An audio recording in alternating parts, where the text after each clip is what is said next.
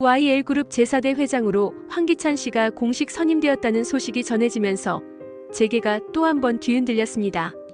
반전은 존재하지 않았습니다. 누구보다 절박하게 이 자리를 되찾고자 했던 강재인의 온몸을 던진 도전은 결국 무산되었고, 그토록 간절히 지키고자 했던 그 집 YL그룹의 중심은 이제 더 이상 그녀의 것이 아니었습니다. 재인에게 남은 것은 아무것도 없었습니다. 집도 회사도 가족도 그 어떤 안식처도 그녀에게 남아있지 않았습니다. 그 자리에 남은 것은 단 하나 고요하고 무거운 절망뿐이었습니다.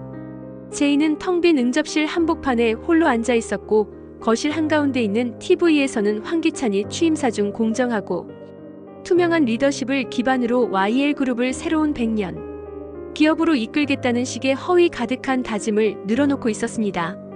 그녀는 아무런 표정도 없이 화면을 바라보다가 결국 고개를 돌렸습니다.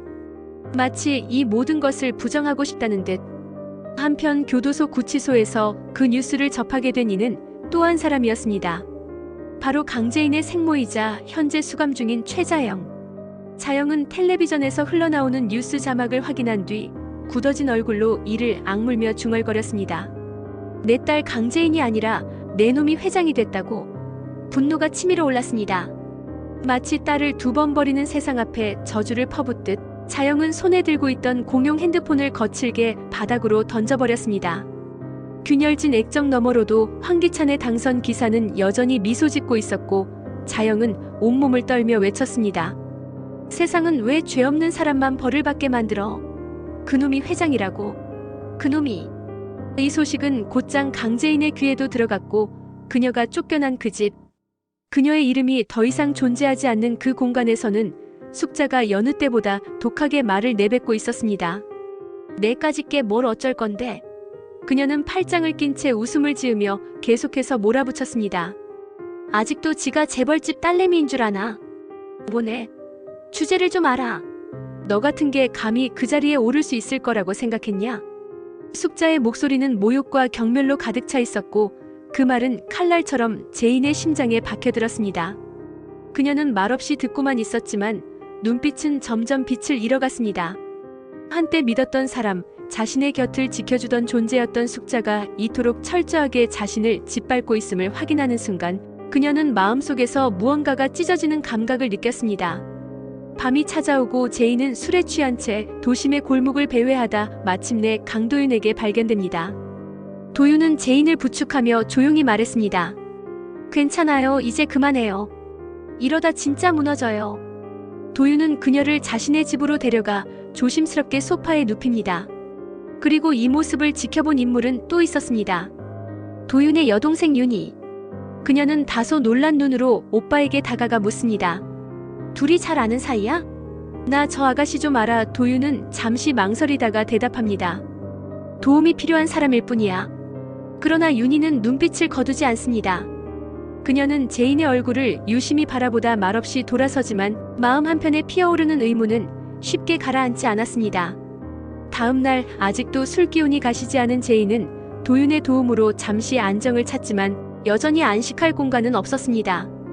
그녀는 도윤에게 감사 인사를 남기고 다시 발걸음을 집으로 돌립니다. 하지만 그곳은 더 이상 그녀의 집이 아니었습니다.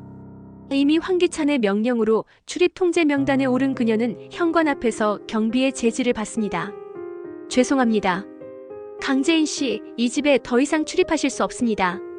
차디찬 문 앞에서 그녀는 모든 것을 잃은 현실과 직면해야 했습니다. 그때 집안에서 울음소리가 들렸습니다. 바로 은호, 그녀의 아들. 아이는 창문을 열고 그녀를 보자마자 달려나왔습니다. 엄마 가지 마. 같이 가자고 경비원이 말리려는 순간 아이는 손에 들고 있던 작은 인형을 내밀었습니다. 엄마 이거 먹고 아프지 마. 엄마 맨날 자고만 있어서 무서웠어. 아이의 손엔 작은 토끼 인형이 들려 있었고 재인은 그것을 받아들며 말없이 아이를 바라보다 돌아섭니다. 그녀는 울음을 삼키며 그 인형을 가슴에 꼭 안고 그 집을 마지막으로 떠납니다. 재인은 조용한 골목의 벤치에 앉아 아이가 준 인형을 바라봅니다. 눈물도 말라버린 채 말없이 인형을 꺼내 들고 천천히 바라보다가 무언가 이상한 촉감을 느낍니다. 인형 배를 눌러보자 그 안에서 작은 플라스틱 약통이 하나 툭 떨어져 나옵니다.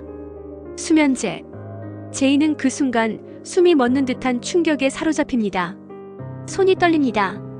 약통을 열어 날짜를 확인하는 그녀의 눈에 자신이 며칠 동안 이유 없이 잠에서 깨어나지 못했던 날과 약 복용 날짜가 정확히 일치하고 있음을 깨닫습니다. 그리고 그 순간 그 모든 퍼즐이 맞춰지기 시작합니다. 그녀의 의욕을 꺾었던 멍한 기분, 갑작스런 졸음, 자신도 모르게 기억이 날아갔던 순간들. 전부 누군가가 그녀를 무력화하기 위해 벌인 짓. 그리고 그 누군가가 자신을 비웃으며 주제를 알아라고 말했던 바로 그 사람이었음을. 숙자, 내가 날 죽이려고. 제이는 속삭였습니다. 공기조차 차갑게 느껴지는 그 순간 그녀의 눈동자엔 광기가 피어올랐습니다. 복수는 이제 선택이 아니라 생존이 되었습니다. 이젠 아무도 믿지 않겠다는 결심. 사랑도 신뢰도 모두 뒤로 하고 그녀는 손에 쥔 인형과 수면제 약통을 바라보다가 다시금 일어섭니다.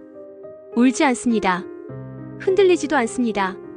그녀는 이 세상의 누구보다 맑은 정신으로 말합니다. 이제는 끝까지 간다. 강제인은 되살아났습니다.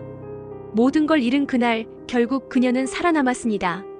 그리고 살아남은 자는 반드시 복수한다는 진리를 몸으로 증명할 준비를 마쳤습니다. 여왕의 집, 이제 그 누구도 되돌릴 수 없는 복수국의 불씨가 타오릅니다. 죽음을 넘은 여자가 살아남는 법, 바로 지금 시작됩니다.